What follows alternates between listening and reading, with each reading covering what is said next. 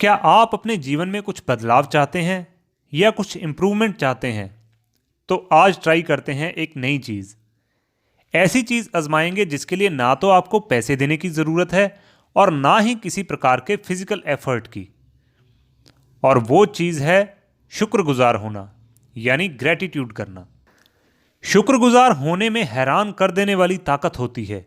ये आपकी ज़िंदगी को बदल कर रख देगा। क्या आपको इस बात पर विश्वास नहीं हो रहा? तो इस समरी में आखिर तक बने रहिए। तो हेलो एंड वेलकम दोस्तों, मेरा नाम है राजविंदर सिंह और मैं आपका बहुत बहुत स्वागत करता हूं आपके अपने यूट्यूब चैनल फ्रॉम किताब पर। आज जिस किताब की हम बात कर रहे हैं उसका नाम है द पावर ऑफ ग्रेटिट्यूड। तो विदाउट वेस्टिंग टाइम शुरू करते हैं आज की समरी। सबके साथ पोलाइट रहना हमें हमारे पेरेंट्स और टीचर ने बचपन में ही सिखाया है। जब आप किसी से कुछ मांगें तो प्लीज़ कहना कभी ना भूलें। जब कोई दूसरा इंसान आपके लिए कुछ करे तो उसे थैंक यू कहना कभी ना भूलें। ऐसा करने से ये दुनिया रहने के लिए बेहतर जगह बन सकती है। लेकिन थैंक यू कहने में और सच में शुक्रगुजार होने में फ़र्क होता है। इंसान के पोलाइट होने से सोसाइटी को बेहतर बनने में मदद मिलती है, लेकिन शुक्रगुजार होना आपको बेहतर इंसान बनाता है और ज़्यादा खुशहाल ज़िंदगी जीने में मदद करता है। आपके साथ जो भी बुरी चीज़ें हुई हैं उन पर फोकस करना बहुत आसान है। अगर आप ऐसा करते रहेंगे तो हमेशा दुखी ही रहेंगे। लेकिन इस समरी में दी गई कहानियाँ इस बात को साबित करती हैं कि कैसे शुक्रगुजार होने की आदत इंसान की ज़िंदगी बदलने की ताकत रखता है। पैसे को लेकर होने वाली मुश्किलों का सामना करने से लेकर जानलेवा बीमारियों से जूझने तक ग्रेटिट्यूड यानी शुक्रगुजार होने की आदत ने कई लोगों को अपनी जिंदगी में बेहतर जीवन जीने की आदत डाली है। सबसे ज़रूरी बात यह है कि वो अब ज़्यादा खुश और स्ट्रॉन्ग है, क्योंकि उनके पास जो कुछ भी है उन्होंने उसे एप्रिशिएट करना सीख लिया है। The beauty of as spots. कानी 40 साल की थी जब वो पहली बार एस्थेटिशियन के पास गई। एस्थेटिशियन एक ऐसा इंसान होता है जो स्किन से जुड़ी किसी भी बीमारी का इलाज करता है।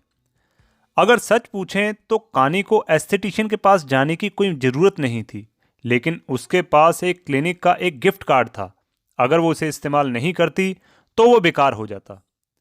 कानी एस्थेटिशियन एंड्रिया के पास गई और उन्हें अपने हाथ के धब्बे दिखाए। एंड्रिया ने उन्हें 2 बार समझाने की कोशिश की कि ये धब्बे सिर्फ उम्र के साथ होने वाले धब्बे हैं। एंड्रिया को अंदाज़ा था कि कानी क्या कहने वाली है। वो जानती थी कि कानी अपनी एज स्पॉट को लेकर दुखी और परेशान थी, इसलिए एंड्रिया ने कानी को एक क्रीम दी। लेकिन कानी बिल्कुल भी परेशान नहीं थी। वो मुस्कुरा रही थी और फिर हंस पड़ी। वो इतनी खुश थी कि उन्होंने एंड्रिया को गले लगा लिया और ऐसा देखकर उन्हें बड़ा ताज्जुब हुआ। एज स्पॉट्स और सफ़ेद बाल का होना कानी को नामुमकिन सा लग रहा था। दरअसल कानी कुछ साल पहले कैंसर से जूझ रही थी। उन्होंने ये कभी नहीं सोचा था कि वो ऐसा दिन भी देखेंगी जब वो खुद को बूढ़ा होते हुए महसूस करेंगी। कानी ने एंड्रिया को ये बात बताई, जिन्हें अब समझ आ गया कि कानी बढ़ती उम्र के निशान देखकर इतना खुश क्यों हो रही हैं। आज 60 साल की उम्र में कानी बढ़ती उम्र के निशान को सेलिब्रेट करती है। उनके लिए ये वो गिफ्ट था जिसका उन्हें लंबे वक्त से इंतजार था। Note to self. 9 साल की एलिसिया अपने माँ से गुस्सा थी। उन्होंने एलिसिया को 9:30 बजे सोने को कह दिया था। एलिसिया के गुस्से की वजह यह नहीं थी कि उन्होंने उसे सोने के लिए कह दिया था, क्योंकि वो तो रोज इसी समय सोती थी। दरअसल उसे इस बात का गुस्सा था कि उसकी माँ उसके सोने के बाद क्या करती थी। उसकी माँ उसके सोने के कुछ समय बाद अपने बेडरूम में जाती थी, लेकिन उस रात एलिसिया ने अपनी माँ को कागज पर कुछ ड्रॉ करते हुए देखा। एलिसिया बहुत गुस्से में थी। उसे इस बात का गुस्सा आ रहा था कि आज उसकी माँ कागज बर्बाद कर रही है, जबकि 1 हफ्ता पहले ही एलिसिया ने उनसे कुछ ड्रॉ करने के लिए कागज मांगा था। एलिसिया को ड्राइंग करने के लिए कागज चाहिए था, लेकिन महंगा होने की वजह से उसकी माँ ने उसे खरीदने से मना कर दिया था। एलिसिया अपने बिस्तर पर लेटकर रोने लगी।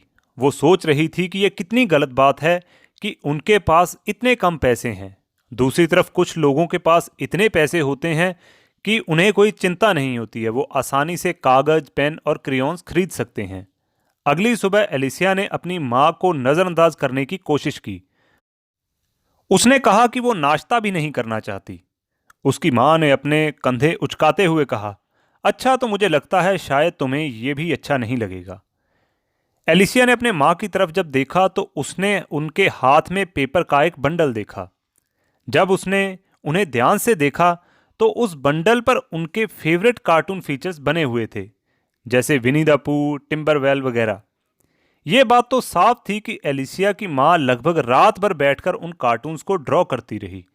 एलिसिया उनसे पूछने वाली थी कि उन्होंने ऐसा क्यों किया, तभी अचानक उसे कुछ याद आ गया। एक हफ्ता पहले एलिसिया की टीचर ने उनसे स्टेशनरी पेपर लाने के लिए कहा था, क्योंकि उस पर उन्हें अपने दोस्तों के लिए कुछ लिखना था। एलिसिया ने यह बात अपनी माँ को बताई थी, लेकिन उसकी माँ ने कहा था कि एलिसिया को सिर्फ ऑर्डिनरी कागज का इस्तेमाल करना चाहिए। उन्हें खाने जैसी ज्यादा जरूरी चीजों पर पैसा खर्च करने की जरूरत थी। उसकी माँ ने उसके लिए इतनी मेहनत की थी, ये देखकर उसके चेहरे पर मुस्कान आ गई। अपना स्कूल का काम करते हुए एलिसिया को ऐसा महसूस हो रहा था कि जैसे वो दुनिया की सबसे खुशनसीब लड़की है। फाइंडिंग 5। हेलेन छोटे बच्चों को पढ़ाने वाली एक पैशनेट टीचर है। वो बच्चों के लिए किसी खास इवेंट या छुट्टी से जुड़ी अलग अलग एक्टिविटीज करना पसंद करती हैं। नवंबर में थैंक्स गिविंग का दिन था, इसलिए हेलेन ने थैंक्स गिविंग के दिन की एक्टिविटी को ऑनलाइन ढूंढना शुरू किया। इसी दौरान हेलेन को the legend of the 5 colours के बारे में पता चला। इस कहानी के अलग अलग वर्जन्स हैं, लेकिन इन सब का प्लॉट एक जैसा है। लेजेंड कहते हैं कि तीर्थ यात्रियों की एक परंपरा थी जिसमें वो हर मेहमान की थाली में मकई के 5 दाने डालते थे। ये बताना मुश्किल है कि इसका असल में मतलब क्या है। कुछ कहानियां तो ये कहती हैं कि तीर्थ यात्रियों ने इसका इस्तेमाल उन 5 चीज़ों को दिखाने के लिए किया था जिसके लिए वो एहसानमंद थे। कुछ लोग कहते हैं कि ये बताता है कि मुश्किल वक्त आने वाला है। बहरहाल हेलन ने इस कहानी को अपनी क्लास में इस्तेमाल करने का फैसला किया। उन्होंने अपने स्टूडेंट्स के साथ इसके बारे में बात की। वो कौन सी 5 चीज़ें हैं जिनके लिए वो एहसानमंद थे। उन्होंने कहा कि अगर वो इस सवाल का जवाब दे पाएंगे तो वो उन्हें 5 कैंडी इनाम के तौर पर देंगी। थैंक्स गिविंग का दिन खत्म होने के बाद भी Helen the legend of the 5 colours के बारे में भूली नहीं।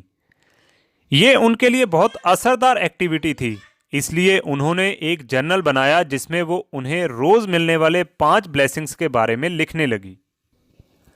ये काफ़ी आसान था, क्योंकि हेलन को एहसास हुआ कि कितना कुछ था जिसके लिए वो शुक्रगुजार हो सकती थी।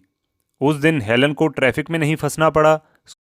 स्कूल के प्रिंसिपल ने भी उस दिन उनके काम की तारीफ की। हेलन के स्टूडेंट का बिहेवियर दिन भर अच्छा रहा। घर जाने से पहले उनके कलीग ने हेलन को बहुत टेस्टी ब्रेड दिया, जिसे खाने से उनका सरदर्द गायब हो गया। हेलन को गलत मत समझिए, उन्हें मिलने वाली ब्लेसिंग्स को लिखना उनके लिए बहुत अच्छा था, लेकिन कुछ दिनों बाद उन्हें कुछ एहसास हुआ। उनकी लिस्ट खुद को मिलने वाले ब्लेसिंग पर फोकस कर रही थी। अगर वो दूसरों को मिलने वाले ब्लेसिंग्स बनने पर फोकस करें तो। हेलन अपनी लिस्ट बनाती रही, लेकिन अब उसका कंटेंट थोड़ा अलग था। हेलन अब उन 5 तरीकों पर ज़्यादा फोकस करने लगी जिनसे वो दूसरों के लिए ब्लेसिंग बन सकती थी। सबसे पहले हेलन ने अपने साथ में काम करने वाले एक टीचर जिनके साथ रोज के काम में उनकी मदद की। दूसरा, हेलन को एक इंटरेस्टिंग वर्कशीट मिला था जिसे उन्होंने दूसरे टीचर्स को भी शेयर किया ताकि वो इसका इस्तेमाल कर सकें। तीसरा, हेलन ने एक टीचर को स्कूल का लेआउट समझाने में मदद की। चौथा, उन्होंने उस वीकेंड एक चैरिटी गेम के लिए वॉलंटियर किया। और आखिर में हेलन ने एक टीचर को उनके क्रेयॉन्स खत्म होने पर अपने क्रेयॉन्स और कलर दिए। दूसरों के लिए कुछ करने से यानी ब्लेसिंग बनने से हेलन को बहुत खुशी हुई। इसने उन्हें और ज़्यादा पॉजिटिव और केयरिंग भी बनाया। इससे उनका नज़रिया बदल गया था। पहले हेलन अपने साथ हुई बुरी चीज़ों पर फोकस करती थी, अब वो अपने और दूसरों के साथ होने वाली अच्छी चीज़ों के लिए शुक्रगुजार महसूस करती है।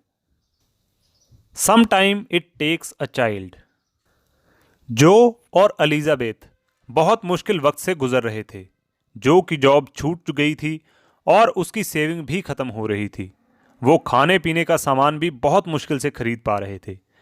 ना चाहकर भी उन्हें जो, एलिजाबेथ और उनकी नन्ही बेटी कैली को अपने दादाजी मैक के घर जाना पड़ा। उनके लिए मैक के घर जाना एक मुश्किल लेकिन अहम फैसला था। किराए के मकान में रहने के लिए अब उनके पास पैसे नहीं थे। 5 साल पहले मैक के गुजर जाने के बाद उनके घर पर कोई नहीं रहता था। उस घर की हालत बहुत खराब हो चुकी थी। वो घर बहुत पुराना था और जगह जगह से कुछ न कुछ टूटा पड़ा था। जब भी बारिश होती तो उसकी छत टपकती थी। उसका पेंट भी पुराना होकर खराब हो चुका था। ये देखकर जो और एलिजाबेथ को बहुत दुख हुआ। वो अपनी बेटी के लिए उस घर का थोड़ा बेहतर बनाना चाहते थे, लेकिन ऐसा करने के लिए उनके पास पर्याप्त पैसे नहीं थे। एलिजाबेथ को भी जॉब करनी थी ताकि उनके परिवार का गुजर बसर हो सके, लेकिन उनके लिए स्टोर में कैशियर का काम करना काफ़ी मुश्किल हो रहा था। उन्हें कम सैलरी में ज़्यादा घंटे काम करना पड़ता था और साथ ही पूरे दिन खड़े रहने से उनके पैर और पीठ में दर्द होने लगा था। एक के बाद एक इंटरव्यू रिजेक्ट होने से जो और भी परेशान और निराश होने लगा। जब एलिजाबेथ ने घर के बैकयार्ड को देखा तो वो और भी मायूस होगी, क्योंकि उसकी हालत घर से भी ज़्यादा गंदी थी। ये देखकर वो और भी दुखी हो गई। वो जानती थी कि वो और जो अपनी पूरी कोशिश कर रहे हैं ताकि इस गंदगी से छूट सकें। उस जगह की इकलौती अच्छी बात यह थी कि उसका बैकयार्ड बहुत बड़ा था, जहां केली के खेलने के लिए पर्याप्त जगह थी। एलिजाबेथ अपनी बेटी को देख रही थी। केली ने खुशी खुशी वहां पीले फूल इकट्ठे किए और अपनी मां को दे दिए। केली ने कहा कि उसे उनका नया घर बहुत पसंद आया। वहां एक सेब का पेड़ भी है जिसमें स्वादिष्ट सेब लगते हैं। केली को उस पेड़ पर अपने बच्चों के साथ एक पक्षी भी दिख रहा था। उसे सब कुछ बहुत अच्छा लग रहा था, क्योंकि वहां तितलियां थी जिनका वो पीछा कर रही थी और फूलों की खुशबू भी महसूस कर रही थी। केली को अपने दादाजी का घर इतना पसंद आया कि उसे लगा कि सब पूरी दुनिया में इससे सुंदर जगह और कहीं नहीं हो सकती। एलिजाबेथ ये देखकर हैरान थी। जब तक उनकी बेटी ने इस ओर इशारा नहीं किया था तब तक वो उस घर में मौजूद अच्छी चीज़ों को नहीं देख पा रही थी। एलिजाबेथ को एहसास हुआ कि भले ही उस घर की रिपेयर होने की ज़रूरत है, लेकिन फिर भी इस घर में बहुत अच्छी चीज़ें हैं जिन्हें हम देख सकते हैं। इसके अलावा जो बात सबसे ज़्यादा मायने रखती थी वो ये कि वो तीनों एक साथ थे और सेफ थे। एलिजाबेथ को और जो को एक बच्ची ने इस बात का एहसास दिलाया कि उनके पास जो कुछ भी था उसे एप्रिशिएट करना चाहिए और उसके लिए शुक्रगुजार होने की ज़रूरत है। Being happy is enough. Kathleen Facebook पर स्क्रॉल कर रही थी कि तभी उसकी नज़र उसके दोस्त के पोस्ट पर पड़ी। उनकी दोस्त उस समय यूरोप में छुट्टियां मना रही थी और बहुत खुश लग रही थी। कुछ देर बाद कैथलीन ने अपने पड़ोसी के घर नया टीवी डिलीवरी होते हुए देखा। जब कैथलीन के बच्चे घर पहुंचे तो वो बहुत एक्साइटेड लग रहे थे। वो एक गेमिंग सिस्टम के बारे में बात कर रहे थे जो उनके दोस्तों के पास थी। कैथलीन अब बहुत दुखी और बुरा महसूस कर रही थी, लेकिन इसके अलावा वो कर भी क्या सकती थी। कैथलीन को ऐसा महसूस हो रहा था जैसे उसके अलावा बाकी सभी लोगों के पास बहुत सारा पैसा है। कैथलीन और उनकी फैमिली को अक्सर अपने दोस्तों और उनकी फैमिली के पास से कपड़े लेने पड़ते थे। उनके घर की ज़रूरी चीज़ें भी पुरानी थी और वो भी उन्होंने सेल में खरीदी हुई थी। वो शायद ही कभी बाहर खाना खाने गए होंगे। कैथलीन अच्छी कुक थी और उनको कुकिंग में मज़ा भी आता था, लेकिन वो चाहती थी कि कभी कभार वो बाहर रेस्टोरेंट में जाके खाए। उस रात कैथलीन की सास उनके घर मिलने आई। कैथलीन इतनी परेशान थी कि उसने अपना सारा गुस्सा अपनी सास पर निकाल दिया। कैथलीन चाहती थी कि वो अपनी हर मनचाही चीज़ अपने पैसे से खरीद सके, लेकिन वो ऐसा नहीं कर पा रही थी। ये बहुत फ्रस्ट्रेटिंग और इरिटेटिंग था और उनकी सास ने उनकी इस बात को समझा। उन्होंने कहा कि जो तुम्हारे पास नहीं है उस पर फोकस करना तो बहुत आसान है, लेकिन अगर आप खुद की तुलना दूसरे लोगों से करते रहेंगे तो इससे आपको दुख के अलावा कुछ भी हासिल नहीं होगा। उन्होंने कहा कि कैथलीन और उनके पति जेम्स एक अच्छे पति पत्नी हैं। उन्होंने हमेशा एक दूसरे के लिए वक्त निकाला है और शादी के 20 साल बाद भी अपनी शादी को हमेशा प्रायोरिटी देते रहे हैं। आजकल के कपल्स में इस तरह की कमिटमेंट कम ही देखने को मिलती है। कैथलीन ने उन एक्टिविटीज़ के बारे में सोचा जो उसने और जेम्स ने हाल ही में की थी। वो हाइकिंग के लिए गए थे, पिकनिक मनाई थी, कुछ दिन पहले उन्होंने एक साथ बाइक भी चलाई थी। इस तरह के अपने पार्टनर के साथ टाइम बहुत ही कम लोग गुजारते हैं और बहुत कम लोग होते हैं जो इस तरह की बॉन्डिंग रखते हैं। अपनी सास द्वारा ये सब बताने के बाद कैथरीन के चेहरे पर प्यारी सी मुस्कान आ गई। हाँ, उनके पास यूरोप जाने के लिए पैसे नहीं थे और हो सकता है कि उनके पास घर में नए इलेक्ट्रॉनिक और गैजेट्स खरीदने के लिए भी पैसे पर्याप्त ना हों, लेकिन फिर भी कैथरीन और उनकी फैमिली एक दूसरे का साथ पाकर बेहद खुश थे। माई ओपन हार्ट। डेविना एक प्लास्टिक सर्जन से बात कर रही थी कि तभी सर्जन की नज़र डेविना के कंधे पर एक दाग जैसे निशान पर पड़ी। डेविना ने सर्जन को बताया कि वो निशान उनकी नाभि तक है। ये निशान बचपन में डेविना की ओपन हार्ट सर्जरी की वजह से था। सर्जन ने उसे देखा और हटाने के लिए डेविना से पूछा ताकि वो इससे छुटकारा पा सके। डेविना इस बात को सुनकर हैरान हुई, लेकिन उन्होंने सीधा मना कर दिया। उन्हें अपना ये निशान बहुत पसंद था। डेविना जब बच्ची थी तब उन्हें ओपन हार्ट सर्जरी करवानी पड़ी थी। जब वो पैदा हुई तो उन्हें बहुत सारी प्रॉब्लम्स थी। सबसे पहले 6 महीने की होने के बाद उनका वजन सिर्फ 6 पाउंड था। उनकी माँ को उन्हें ड्रॉपर से खाना खिलाना पड़ता था। बचपन में ही वो ज़्यादा हिल डुल या रेंग नहीं सकती थी। अगर वो रेंगती थी तो वो छाती के बल गिरती थी और जिससे उन्हें चोट लग सकती थी। और इतने बड़े ऑपरेशन के बाद बच निकलने के बाद उन पर एक बोझ सा रहता था। उन पर एक खुशहाल जिंदगी जीने का प्रेशर होता था। जिंदगी में दूसरा मौका पाने का क्या फायदा है, उसका मतलब क्या है। जब डेविना का बर्थडे होता है तो वो अपने मकसद के बारे में सोचती हैं। वो सोचती हैं कि क्या ये जो दूसरी जिंदगी उनको मिली है इसके लिए उन्हें एहसानमंद होना चाहिए। वो सोचती हैं कि क्या वो सही रास्ते पर हैं, जो जिंदगी वो अभी जी रही हैं क्या वो उसके काबिल हैं भी। और उन्हें अपना जवाब ढूंढने में थोड़ा वक्त तो ज़रूर लगा, लेकिन उन्हें जवाब मिला। अब डेविना की जिंदगी का मिशन ऐसे लोगों की मदद करना था जिनके दिल में छेद था। ये सुनने में भले ही थोड़ा सा अजीब लगे, लेकिन डेविना हर इंसान के साथ दया के साथ पेश आकर उनके दिल की कमी या छेद को भरने की कोशिश करती थी। वो उन लोगों को भी माफ कर देती थी जो उनके साथ गलत व्यवहार या गलत बात किया करते थे, क्योंकि सभी को दूसरा मौका मिलना चाहिए। आपका क्या मानना है? A gift of time. Edith Sherman की उम्र लगभग 50 साल की थी जब उन्होंने माइकल डिबेकी नाम के एक जाने माने सर्जन को लेटर लिखा। एडिथ ने लेटर की शुरुआत अपनी फैमिली के बारे में बात करके की। उन्होंने अपनी शादीशुदा जिंदगी का ज्यादातर टाइम अपने पति की देखभाल करके बिताया था, जो पिछले 10 साल से बीमार थे। 3 साल पहले उनकी पति की मौत हो गई थी। एडिथ ने अकेले ही अपने पति और 3 बच्चों का पेट भरने की पूरी कोशिश की थी। भगवान का शुक्र है कि स्कॉलरशिप की वजह से उनके दोनों बेटे कॉलेज जा सके। उन्हें अपनी फैमिली पर और इस बात पर ज्यादा गर्व था कि कैसे उन्होंने सबको एक साथ जोड़े रखा। लेकिन एडिथ अब खुद बीमारी से जूझ रही थी। उनके दिल में एक ऐसी जरूरी नस ब्लॉकेज थी जिसे हटाने के लिए सर्जन की जरूरत होती है। उस दौरान ऐसा ऑपरेशन करना आम बात नहीं थी, लेकिन माइकल डिबेकी इकलौते ऐसे इंसान थे जो ऐसे सक्सेसफुली ऑपरेशंस कर पाते थे। एडिथ ने डॉक्टर को लेटर लिख के ये पूछा कि क्या वो उनकी सर्जरी कर सकते हैं। वो जानती थी कि डॉक्टर के पास शायद ऐसे रोजाना कई लेटर आते होंगे, लेकिन एडिथ को लगा कि कम से कम एक बार ऐसा डॉक्टर डिबेकी से पूछना जरूरी है। और एक हफ्ते के अंदर ही एडिथ को उनका जवाब मिल गया। उनका कहना था कि ये जानने के बाद कि उन्होंने अपने परिवार के लिए क्या क्या किया था, उनका ऑपरेशन करना डॉक्टर के लिए सौभाग्य की बात होगी। उन्होंने साथ में ये भी लिखा कि वो इस सर्जरी का कोई भी पैसा नहीं लेंगे, यानी ये सर्जरी उनकी तरफ से यानी डॉक्टर की तरफ से बिल्कुल फ्री होगी। और इसके बाद एडिथ डिबेकी के हॉस्पिटल गई और उनका सक्सेसफुली ऑपरेशन हुआ। इस वजह से एडिथ 30 साल तक और जिंदा रह सकी और इन 30 सालों में उन्होंने अपने जीवन का एक भी पल बर्बाद नहीं होने दिया।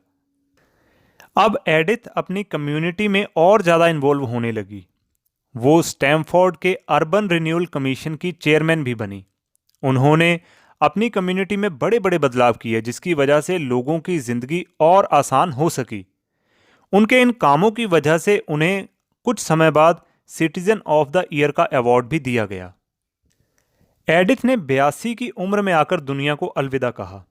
जाने से पहले वो हमेशा काम करने में लीन रहती थी, लेकिन उनके लिए ये काम कभी बोझ नहीं महसूस हुआ, क्योंकि वो जो काम कर रही थी वो उन्हें अच्छा लगता था। एडिथ भले ही अब इस दुनिया में नहीं है, लेकिन उनकी सीख और उनकी विरासत हमेशा जिंदा रहेगी। उन्होंने सचमुच अपनी जिंदगी को पूरी तरह से एंजॉय किया, जिया है। The Joy of dirty dishes. Jessica अपने सामने गंदे बर्तनों का ढेर देख रही थी। रसोई के सिंक में कई बर्तन इधर उधर फैले हुए थे। इन सभी का इस्तेमाल या तो उनके पति या उनके बच्चों ने किया था। कुछ लोगों को यह स्ट्रेसफुल लगता होगा, लेकिन गंदे बर्तनों का ढेर देखकर जेसिका को अच्छा लगता था।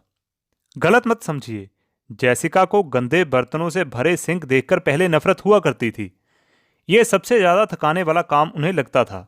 लेकिन जब वो डॉक्टर के पास गई तो ये चीज पूरी तरह से बदल गई।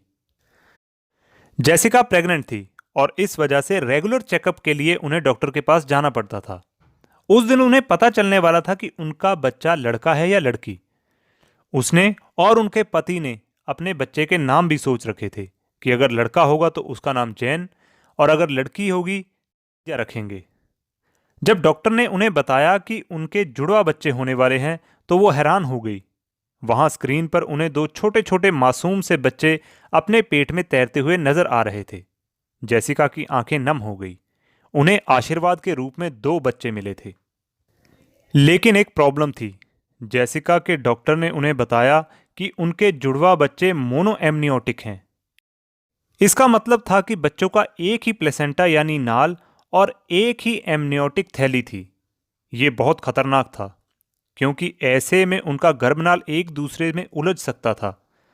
अगर कॉर्ड्स कसकर खिंच जाएं तो इससे ऑक्सीजन की सप्लाई बंद हो सकती थी, जिससे उनकी मौत भी हो सकती थी। और इस आई अनचाही प्रॉब्लम का सिर्फ एक ही सल्यूशन था कि जेसिका को हॉस्पिटल में रहने की जरूरत थी। इस तरह डॉक्टर्स जुड़वा बच्चों के दिल की धड़कन को मॉनिटर कर सकते थे।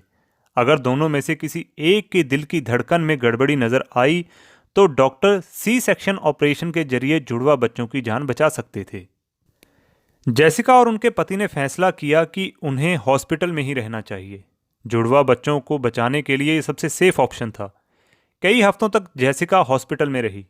इस दौरान उसे अपने दोनों बच्चों और पति की बहुत याद आती थी और वो अपने घर को बहुत मिस किया करती थी। इस दौरान जेसिका को अपने बर्तन साफ करने की भी याद आई, जो उसकी रोज की रूटीन का एक हिस्सा था। अपने रोज की रूटीन ना कर पाने और अपनी फैमिली को एक साथ ना देख पाने की वजह से आप अपनी नॉर्मल जिंदगी जीने के लिए बेचैन हो जाते हैं।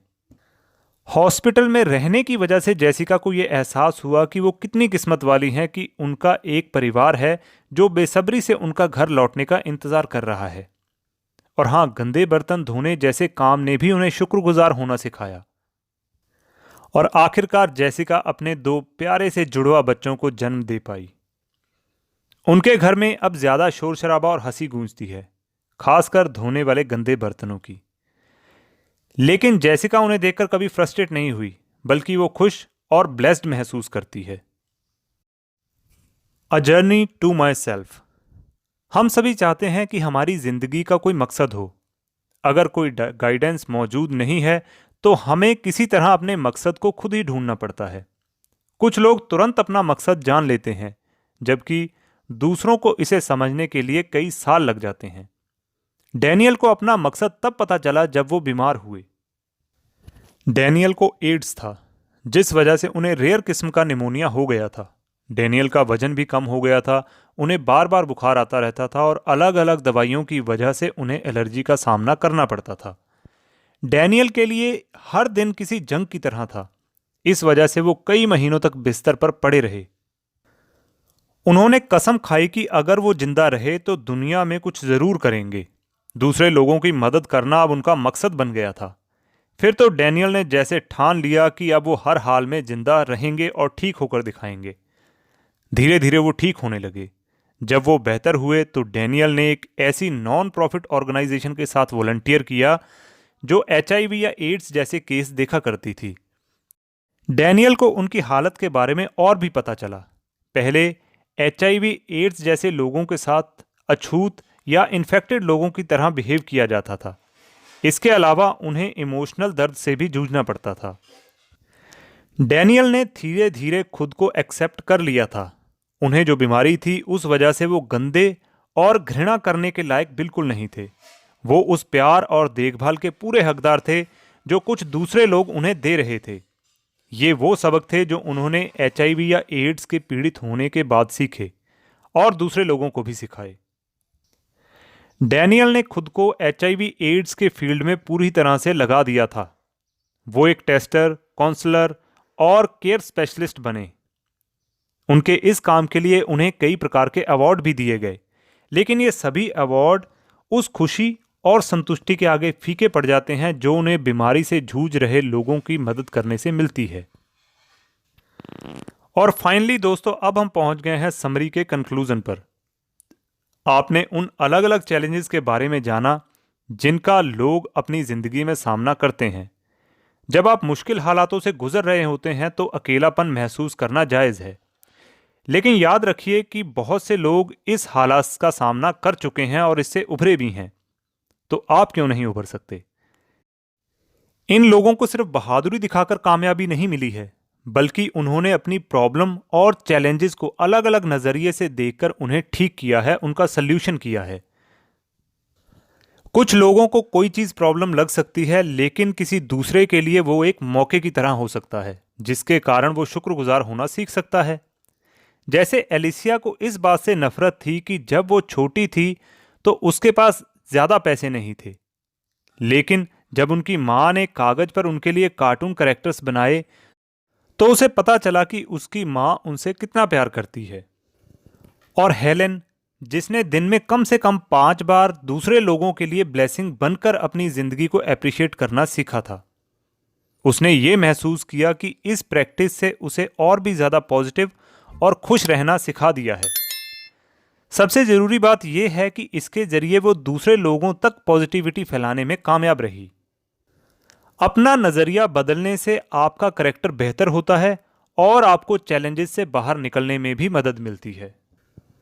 जो चीज़ें आपके पास अभी हैं उनके प्रति शुक्रगुजार होने से आपको ये एहसास होता है कि कैसे आप इन सब चीज़ों को हल्के में लेते रहे थे। अभी आपके पास जो कुछ भी है वो आपसे कभी भी छिन सकता है, इसलिए आपको हर दिन कम से कम 5 चीज़ों के लिए शुक्रगुजार होने का गोल बनाना चाहिए, फिर चाहे वो चीज़ कितनी भी छोटी क्यों ना हो। ऐसा करने से आप देखेंगे कि ये आसान सा तरीका किस कदर आपकी ज़िंदगी बदलने की ताकत रखता है। और हमें पूरी उम्मीद है कि आप भी अपनी ज़िंदगी में हर उस छोटी से छोटी और बड़ी से बड़ी चीज़ के लिए शुक्रगुजार होना सीखेंगे और अपनी लाइफ को और बेहतर बनाएंगे। इन्हीं शुभकामनाओं के साथ मैं राजविंदर सिंह लेता हूं आपसे इजाज़त। मिलेंगे फिर एक नई वीडियो में नई बुक समरी के साथ। तब तक रखिए अपना बहुत सारा ध्यान, हंसते रहिए, मुस्कुराते रहिए और लाइफ में पॉजिटिविटी भरते रहिए। जय हिंद, जय भारत।